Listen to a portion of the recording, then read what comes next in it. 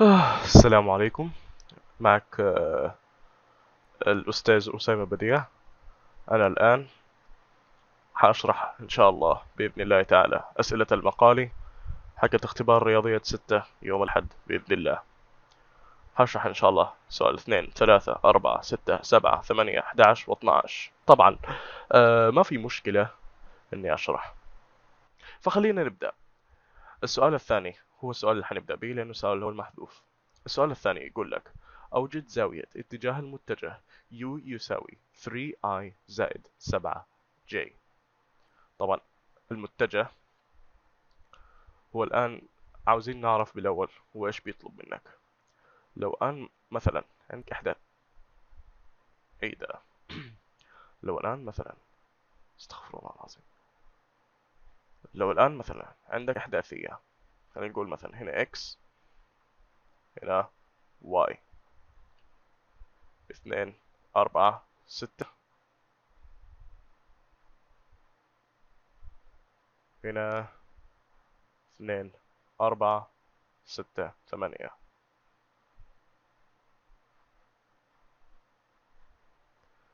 فخلينا نقول أعطاك الإحداثية 3 I و7 J. طبعا لا يهمك ال I وال J. ال I هي نفسها X وال J هي نفسها زي ال Y. فلو مثلا قال لك 3 تقريبا هنا في النص، 7 هنا، فتقوم خلينا نقول هنا، فالمتجه بيقول لك، فهذا بيكون شكل المتجه تقريبا. فالمطلوب منك بالسؤال: أوجد زاوية اتجاه المتجه. يعني اللي مطلوب منك انك تجيب الزاوية بتاعت المتجه هذه. شايف الزاوية اللي هنا؟ هذا اللي هو مطلوب منك. فعشان تجيب زاوية اي متجه يعطيك هو احداثياته، لازم تتبع هذا القانون زي ما هو يعطيك. القانون كالتالي: ثيتا. ثيتا هو رمز التعريف بالزاوية. يعني بدل ما نقول الزاوية تساوي أو زاوية المتجه تساوي، خلاص نختصرها على طول نقول ثيتا ونكمل. زاوية هي نفس معنى ثيتا. ثيتا رمز يوناني يستخدم لاختصار كلمة زاوية. بدل ما نستخدم كلمات في قوانين نستخدم رموز. ثيتا تساوي tan minus 1 y على x. التان minus 1 عبارة عن 1 على tan أس 1. لكن احنا نعرف عشان نجيب التان في البسط لكن يكون نفس القيمة هذه، نحط التان في البسط ونقلب ايش اسمه الأس نخليه سالب، فبيصير tan minus 1. tan minus 1 هو نفسه 1 على tan أس 1. خلينا لا نركز بهذا لأنه مو هذا الجزئية، مو هذه الجزئية المهمة، ولا حتى الرسمة هذه، بس رسمة كتوضيح. فهنا تبدأ حلك. الحل عشان إيجاد الزاوية: ثيتا تساوي tan minus 1 y على x. الواي هي الجي هذه، والاكس هي الاي. خليني اوضح: الواي هي نفسها الجي والاكس هي نفسها الاي. فتساوي، هذه طبعا مهمة لا تكتبوها في الاختبار لأنه ما يحتاج. tan minus 1 الواي هي 7، عرفنا 7 على x اللي هي 3. فيجيب لك هذه المعادلة tan minus 1 7 على 3. هتجيب لك الجواب بالتقريب 66.8 درجات. هذه طبعا دائرة. كيف تجيب التان ماينس 1 أو كيف تكتب هذه المعادلة اللي بالآلة الحاسبة؟ أولا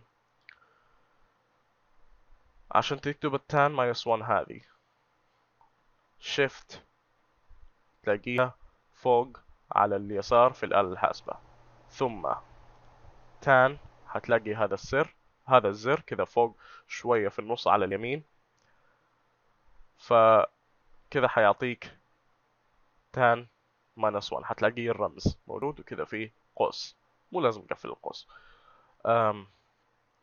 ثم عشان تكتب الكسر حتلاقي رمز شكله كذا، مربع فوق مربع تحت خط بالنص، تضغط عليه حتلاقيه كذا على اليسار، على يسار الآلة الحاسبة، مدري فوق ولا تحت اللي انت دور عليه. تكتب 7 فوق، ضغط لتحت 3، تضغط يساوي، حيطلع لك 66.8 كذا كذا كذا. بس تكتب المختصر أول 3 أرقام وحاول تقربها لأقرب جزء من 10 يكون أفضل لك. طيب خلينا نقول مثلا أعطاك الجواب 1.6 وإلى آخره. طب كيف هتجيب 66؟ أنت كيف جبت 66.8؟ أنت بيعطيك القيمة بالراديان. الراديان هي وحدة زي الدرجات لكن تستخدم في الدوائر، ما نبغى نتكلم فيها كثير. احنا بس نبغى انت حاطط الآلة الحاسبة حقتك بوضع الراديان، ما انك حاططه بوضع الدرجات. طب كيف احطه بوضع الدرجات؟ شيفت، تمام، ثم مود، حتلاقيها فوق ثاني فوق على اليمين تقريبا، مود، هتلاقي كلمة مود سيت اب كذا، كلمتين جملتين او كلمتين جنب بعض. ثم حتلاقي عدة خيارات بالشاشة مكتوب عندك، تقوم تضغط على رقم 3، حيبان عندك بالشاشة 3 دي اي جي. دي اي جي مختصر ديجري يعني درجات، تقوم تضغط عليه وخلاص كذا تمام. حولت البتاع الآلة الحاسبة حقتك إلى وضع درجات، وحيطلع لك الجواب بالدرجات. فهذا السؤال الثاني. الحمد لله خلصت السؤال الثاني، أول سؤال يعتبر. حنكمل. طبعا لو عاوز تتدرب أكثر على الأمثلة اللي زي هذه أوجد زاوية اتجاه المتجه، افتح كتاب الرياضيات صفحة 22 مثال 7 زوايا اتجاه للمتجهات. طبعا بيقول لك القانون تاني -1 b على a هو نفسه y على x هو نفسه j على i، ما حيفرق. السؤال الثاني يقول لك أوجد متجه وحدة له نفس اتجاه المتجه v يساوي 6 3. نرسم الإحداثية مرة ثانية لأن الإحداثية مهمة في هذه الحالة. 2 4 6 2 4 6 2 4 6 2 4 إيش هذا 4 6. فقال لك الإحداثيات 6 و3 يعني تقريبا هنا 6 وهنا 3. يعني قال لك الاتجاه كذا تقريبا، هذا هو المتجه. يقول لك أوجد متجه وحدة له نفس اتجاه المتجه بيساوي 6 3. يعني يبغى متجه ثاني رايح لنفس اتجاه المتجه V. مثلا هذا V خلينا نسميه V، هذا نسميه U. انت ما قيمة U يا عمي كيف اقول لك يبغى متجه، يعني مثلا هذا رايح خلي يعني فنص رايح شمال شرقي، جيب لي متجه زيه رايح نفس الاتجاه شمال شرقي. هذا بس المختصر اللي يبغاك منه. فلإيجاد اليو هذه اتبع هذا القانون. هذا القانون حتلاقيه في صفحة 20 مثال 4 إيجاد متجه وحدة له نفس الاتجاه لمتجه معطى. القانون بيقول لك، خليني لون ثاني، اليو اللي هو المتجه اللي انت عاوزه اللي له نفس اتجاه المتجه V يساوي V على طوله. يعني متجه V على طول هذا المتجه. طبعا الطول يرمز بخطين، هذول الخطين اللي هنا متساويين بالطول. طبعا لا يهمك هذا الموضوع. ف يعني كمختصر عشان تجيب، هذا اخذتها في الدرس ما ادري في درس كم، عشان تجيب طول متجه يعني مثلا هذولا لازم تكتب جذر، بعدين تجمع او اسف ايوه تجمع مربع الاكس زائد مربع الواي ويجيب لك الجواب، وتجيب الجذر، وكذا حلت المسألة. جت طول المتجه. فهيا نحلها. حل المسألة. U يساوي V على طول V. فنعوض ال V اللي هو هذا، قال لك V يساوي المتجه 6 3، فتكتبه زي ما هي 6 3. قفل القوس، طبعا قوس للنياب او ما ادري ايش تسميها. طول ال V تفتح جذر مربع الإكس زائد مربع الواي، يعني مربع الستة ب36 زائد مربع الواي ب9. بعدين لو تجمع 36 زائد 9 يعطيك جذر 45. هنا فوق خليها زي ما هي 6 3. هذه حلقة طويل شوية فاصبروا. الحين عشان تجيب جذر 45 لازم تتبع هذه الخطوة. تكتب كذا على الجنب 45، تنزل خط او اي يعني في ورقة فاضية، تقوم تقسم على 5 يعطيك مثلا 9. صح؟ ايوه صح. 9 في 5 ب45. طب 9 ايش اقدر اقسمها؟ مثلا على 3. 9 قسمة 3 أم بيعطيني ايش؟ 9 قسمة 3 بيعطيني 3. 3 قسمة 3 اقسمها على مثلا 3 عشان يعطيني 1 في النهاية. ابغى ال 45 تعطيني 1 في النهاية، فاقوم اقسمها على 5 عشان تعطيني 9، وال9 اقسمها على 3 عشان تعطيني 3، وال3 اقسمها على 3 اعطتني 1. لا يهمك هذا اللي طلعته الحين، هذا اللي مهم اللي على اليسار. ايش استفيد منه؟ اللي متكرر مرتين حيطلع برا. فهنا الثلاثة متكررة مرتين فحتطلع برا 3 واحدة. الخمسة ما تكررت، طلعت مرة واحدة، فحتطلع فحتضلها تحت الجذر، فحتضلها جذر 5. لو تكررت مرتين، خلينا يعني شيء حالة وهمية، مشهد وهمي، سيناريو. لو 5 طلعت مرتين حتطلع 5 عادية، بس هذا لا يهمك. الآن طلعت 5 واحدة، فحتضلها تحت الجذر. لو كررت حتطلع برا الجذر. فحنكتب الجواب. طبعا مو الجواب لأنه ما خلصنا. 6 3 قفل القوس. هذه طلعت برا فتكتبها عادي. هذه بعدها تحت الجذر فتكتب 3 جذر 5. ما خلصنا للأسف.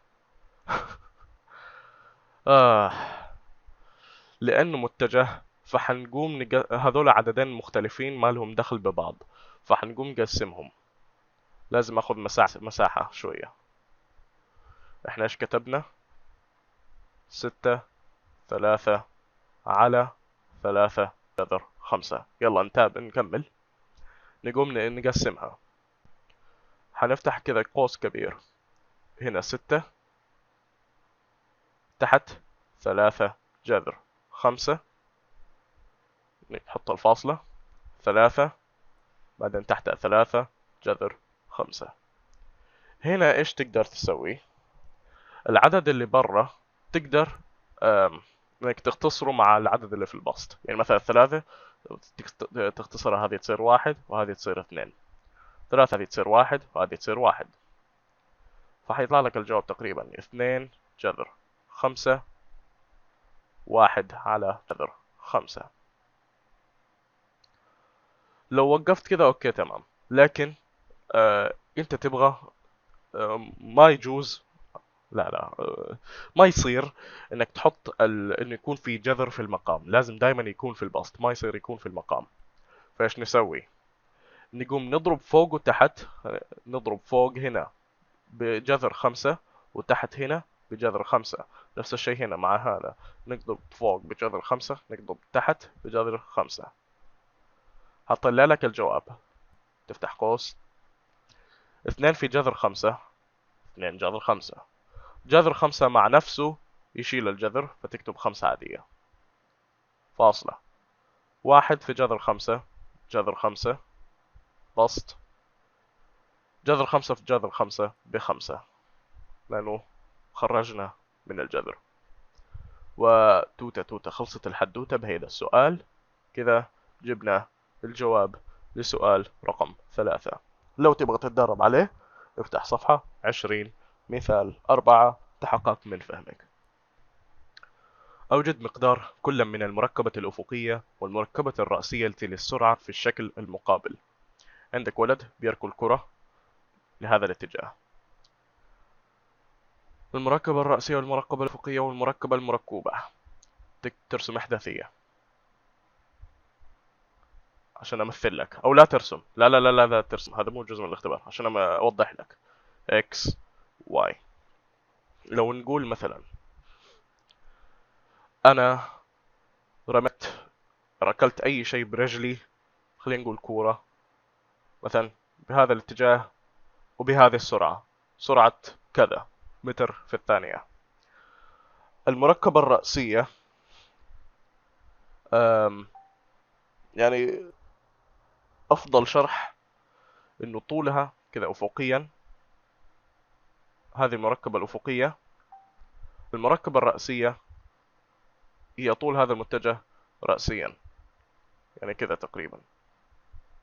إيش هذا؟ هذا أبغى أرسم سهم كذا لفوق، وهنا سهم رايح لهذه الجهة. طبعا احنا فهمنا في التحصيلي انه لو الرأس الاول تقابل مع ذيل الثاني يسوي المحصلة بهذا الشكل. فانا يعني شكل بسيط. بسم الله. عشان تجيب يبغى المركبة الأفقية والمركبة الرأسية للسرعة.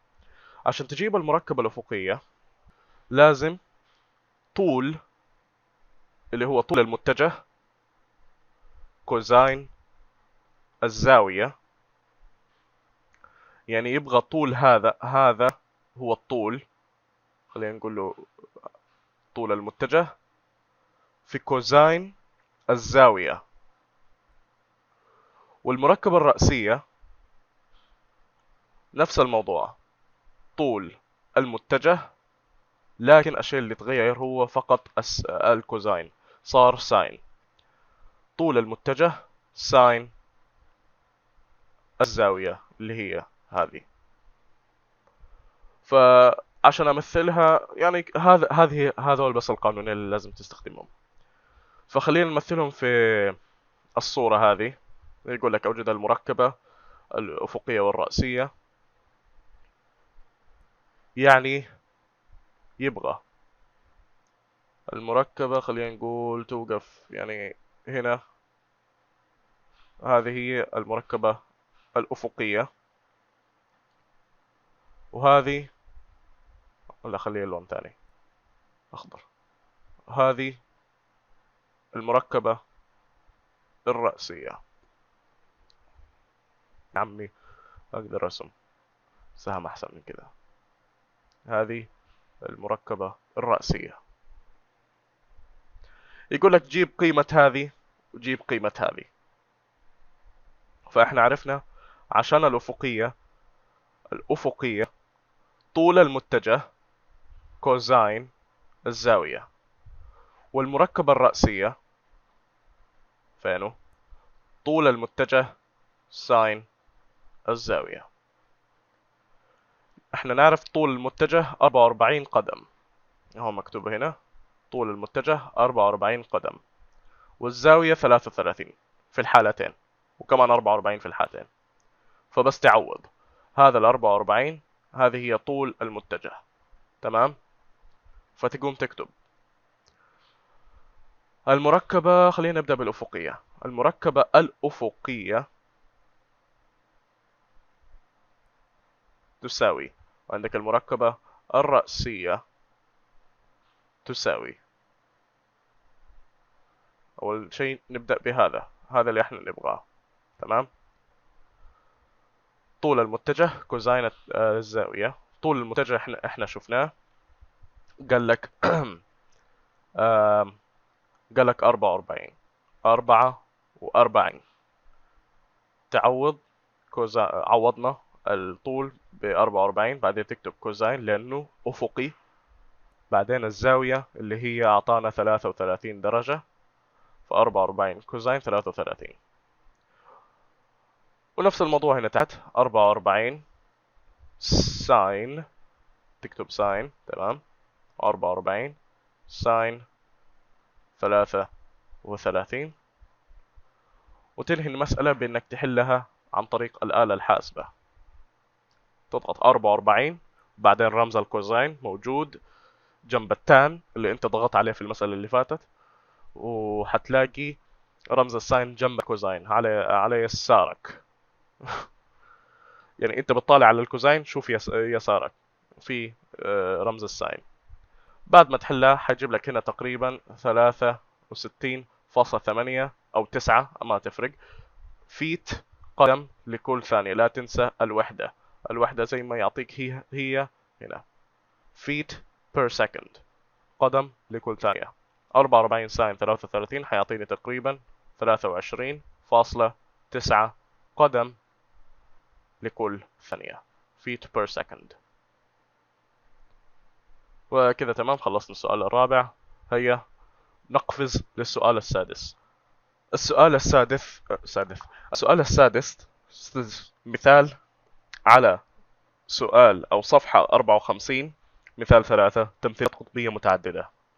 يقول لك إذا كان ثيتا اللي هو الزاوية أكبر من أو تساوي سالب 360 وأقل من أو تساوي 360، أوجد زوج من النقاط المختلفة يمثلان إحداثيين قطبين للمعادلة أو للنقطة 2 وسالب 30 درجة. انتبه هنا يقول لك زوج، تمام. زوج يعني 2 يعني 2 يعني دو، تمام. بالفرنسي دي اي يو اكس، تمام. يبغى زوج يعني يبغى بس 2 فقط منك. هم 4، يطلب منك 2 بس، تمام. فحنقسمها للزوج الأول والزوج الثاني، وانت تختار واحد منهم، تختار الأسهل يعني مختصر. طيب كيف اوكي. نبدأ بالزوج الأول. حنكتب 1، حنكتب 2. لو أعطاك إحداثية قطبية تكون بهذا الشكل، تكون عدة دوائر مجزأة، وهنا عندك زوايا 0 مثلا، خليني أرسمها.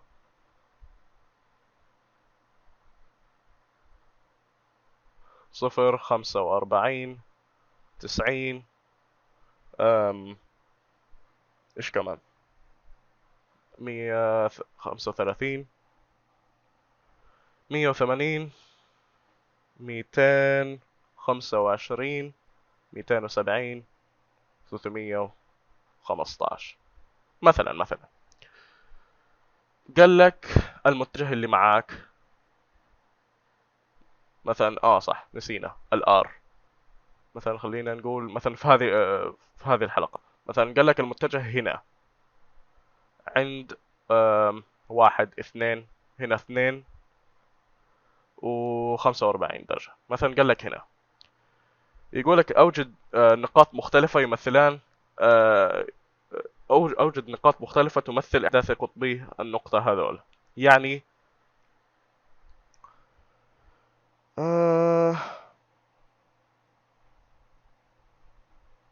يقول لك جيب لي متجهات تمثل هذا المتجه. يعني مثلا خلينا نقول نفس الاتجاه او نفس الاتجاه لكن معاكس لها. يعني مثلا عندك لو مثلا زدنا 180 درجة، فحنروح لهذه الجهة الين هنا. مثلا هذا المتجه الاصلي رايح الين هنا. لو زود 180 درجة حيروح للجهة المعاكسة كذا. طيب لو مثلا طرحنا 180 درجة حيروح من هنا لكن بالجهة المعاكسة. طبعا هي تفرق لو رحنا من هنا او رحنا من هنا حتفرق طبعا. فهذول الحالتين، اما تضيف 180 او اما تطرح 180. وعندك الزوجين الاخرين انك تضيف 360 وتطرح 360. يعني مثلا عندك المتجه الاصلي هنا، لو ضفنا 360 حندور حنروح لفة حنرجع مكاننا، لكن كذا سوينا متجه.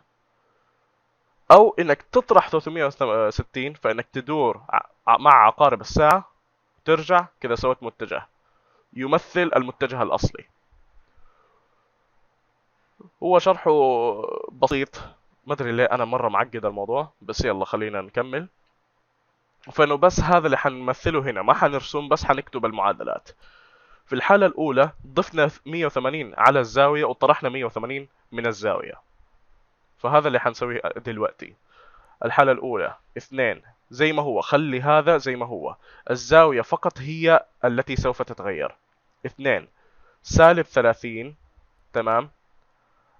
حنضيف له بالأول 180، تمام، درجة هنا درجة. وهنا عندك الحالة الثانية 2 -30 درجة تطرح منه 180 درجة. تقوم عادي كأنك بتطرح وتجمع. -30 زائد 180، يعني تطرح 30 من 180 حيطلع لك الإحداثية 2 و150 درجة. 180 ناقص 30 150. هذه الحالة الأولى. الحالة الثانية 2 و -30 ناقص 180. تشابهت الإشارات تقوم تجمع وتحط إشارة العددين هذولا، يعني مثلا هذول بالسالب تحط إشارة السالب، تقوم تجمع الأعداد. 180 زائد 30، شيل الأصفار عشان تسهل عليك الجمع. 18 19 20 21 زود الصفر 210. 210 درجة. قفل القوس. هذا الزوج الأول. كذا لو كتبتها كذا وخلصت السؤال درجة كاملة، تمام. نبغى الزوج الثاني اللي هم حق 360، تطرح وتجمع. نفس الموضوع ما يحتاج شرح. 2 -30 درجة، وهنا 2 -30 درجة. تقوم في هذه الحالة تجمع 360 درجة تطرح 360 درجة. قفل القوس. بكل بساطة 360 زائد -30 اختلفت الإشارات، تطرح وتحط إشارة العدد الأكبر اللي هو 360. ف 2 360 ناقص 30 حيجيب لك 330. إشارة الأكبر اللي هي 360 الموجبة، فتحط 360 آسف 330 موجبة عادي زي ما هي. نفس الحالة هنا، تشابهت الإشارات، تجمع وتحط إشارة العددين. 2 و إشارة العددين سالبة تحط سالب، لو موجبة مو لازم تحطها. نجمع 360 زائد 30 حيطلع لك 390. هذه 2 طبعا. 390 درجة. وكذا تمام، خلصنا المسألة. إما تكتب هذه أو إما تكتب هذه، لأنه طلب منك زوج، تمام. ما طلب منك أوجد الزوجين. هذا زوج، هذا 2 وهذا 2، اختر واحد منهم تكتبه في الاختبار وكذا تمام. السؤال هذا يقول: تتوزع مجموعة من البيانات توزيعا طبيعيا بمتوسط حسابي، متوسط يعني متوسط حسابي 78 وانحراف معياري 5. أوجد احتمال أن تزيد قيمة أو أن تزيد قيمة لإكس اختيرت عشوائيا عن 83. هذا السؤال أنا حليته من أول توزيعا طبيعيا، أو قصدي شرحته من أول وحشرحه مرة ثانية. أو سؤال مشابه لهذا، يعني يستخدم نفس الشيء. خليني أعيد الموضوع. لو قال لك توزيع طبيعي، تمام، لو قال لك توزيعا طبيعيا وقال لك متوسط أو متوسط حسابي وقال لك انحراف معياري، هذا يعني جاي من درس التوزيع الطبيعي اللي صفحة 108. صفحة 108. هتلاقي الدرس. إذا جاب لك درس التوزيع الطبيعي لازم تكون هذه الرسمة براسك وأرقامها محفوظة. تسوي خط، بعدين كذا شكل زي الجبل، تمام، كذا رايح. تقوم تقسمها من النص ومن الجوانب كذا 3 خطوط.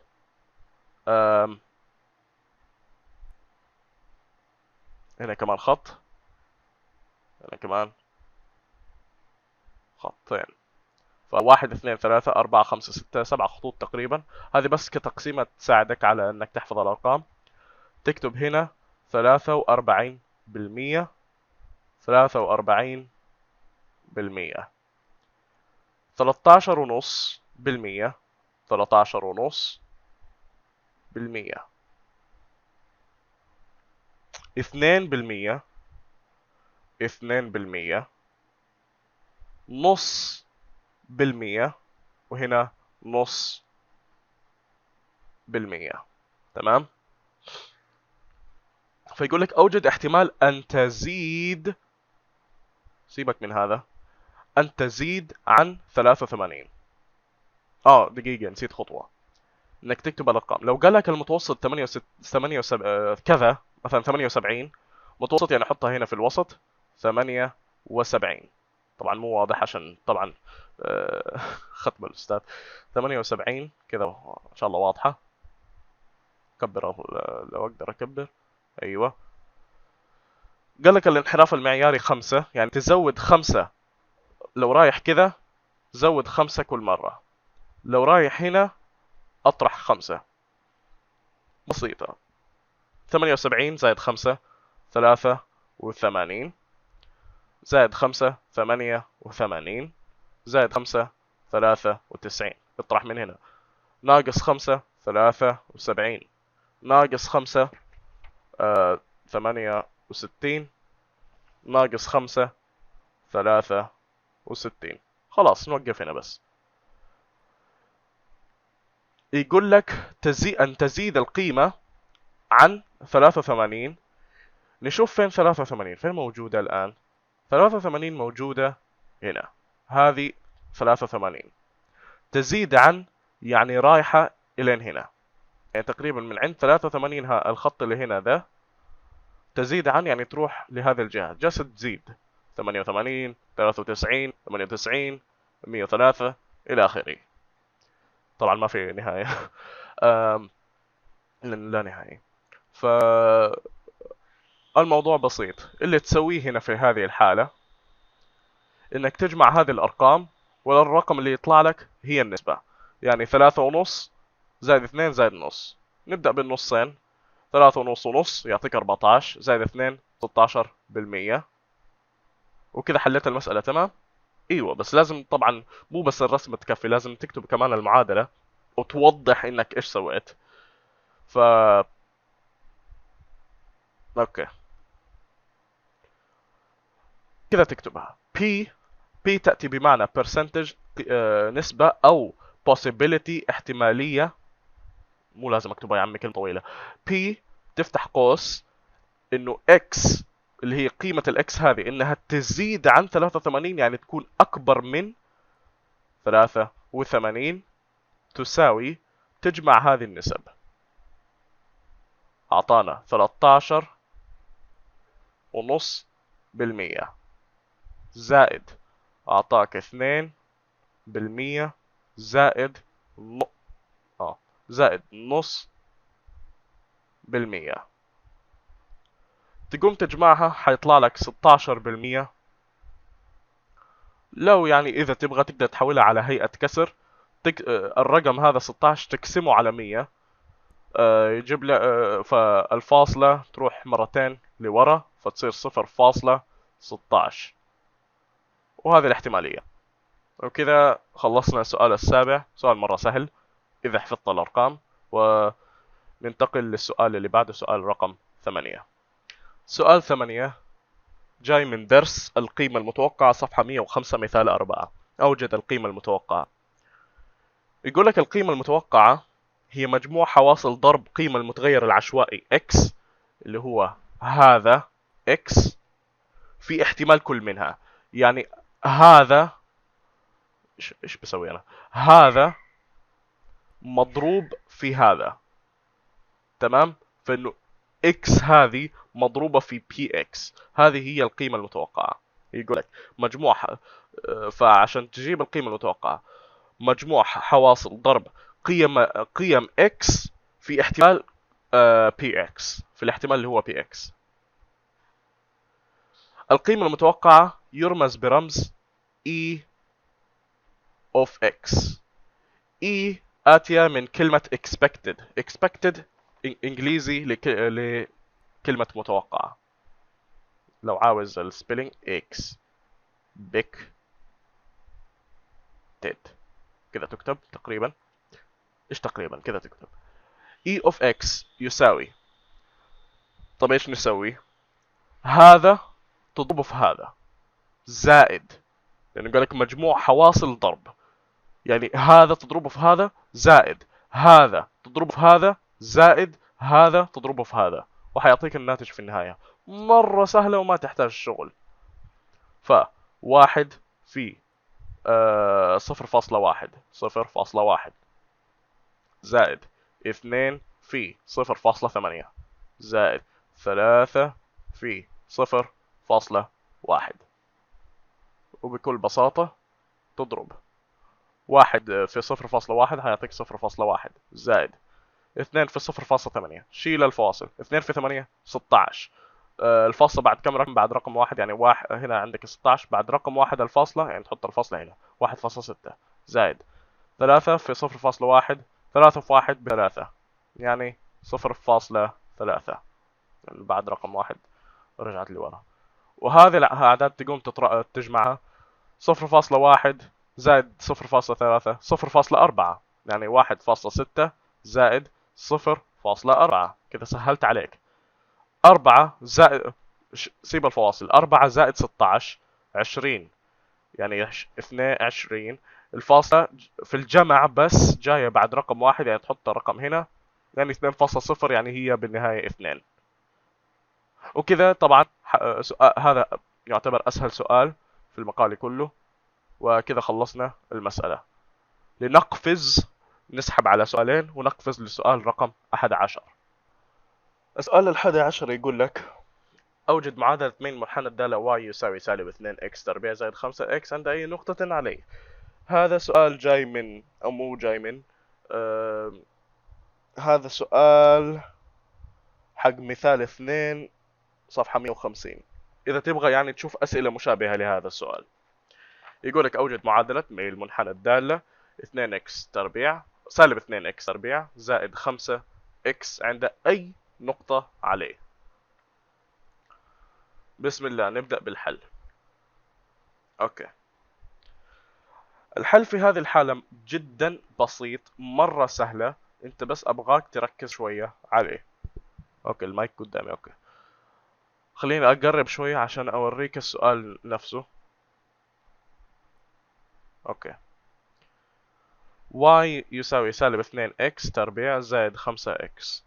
عشان تحل المسألة لازم تسوي كالتالي. انت شايف الأس هذا؟ الأس هنا 2، تضرب العدد هذا بالعدد اللي هنا سالب 2، والأس نفسه تطرح منه 1. ونفس الموضوع هنا، مثلا 5x الواحد ما تنكتب، فهنا في 1. الواحد هذه بسم الله تضربها في 5، تضربها في هذا العدد، والواحد نفسه تطرح منه 1. فمثلا 2 ناقص 1 حيجيب لك 1، 1 ناقص 1 حيعطيك 0. أي شيء، أي عدد أس 0 على طول 1. فهنا مثلا 5 في x أس 0، أي شيء أس 0 بواحد، يعني 5 ضرب 1 يعني 5 في النهاية. تمام. فخلينا نطبق هذا الخطوة على هذه المعادلة. نضرب الاثنين في سالب 2 حيعطينا، طبعا نكتب y او لا، خلينا نبدأ من البداية. اول شيء تكتب الام. الام هو حق رمز الميل. ام يساوي، خليني انزل تحت شوية كذا. ام يساوي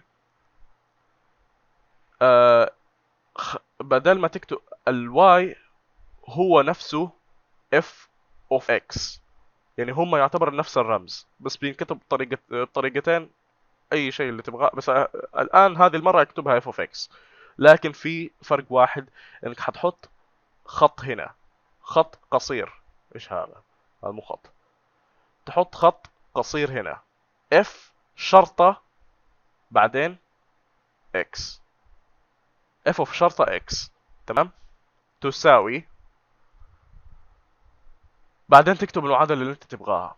الاثنين تضربها في سالب اثنين زي ما قلنا. الأس اللي هنا تضربه في المعامل، اثنين مضروب في سالب اثنين حيعطيك كم؟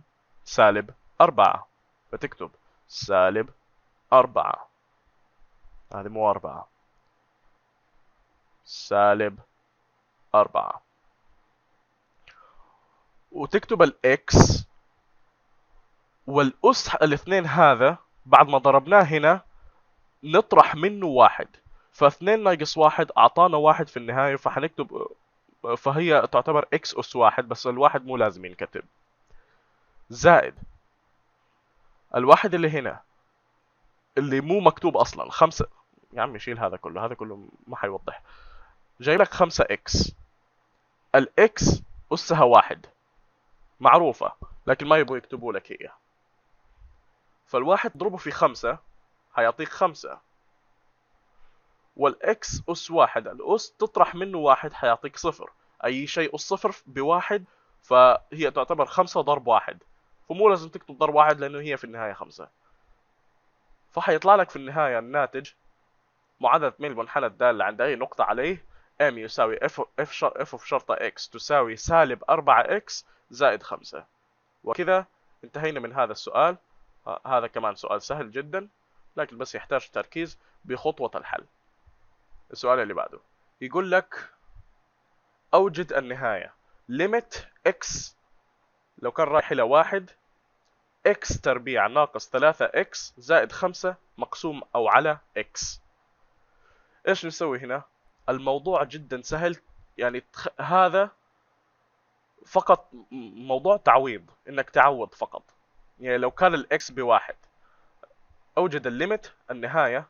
لو كانت اكس بواحد، اذا كان مثلا المعادلة اكس تربيع ناقص 3 اكس زائد 5 على اكس. هنا الموضوع بس انك تعوض كأنه اف اوف واحد.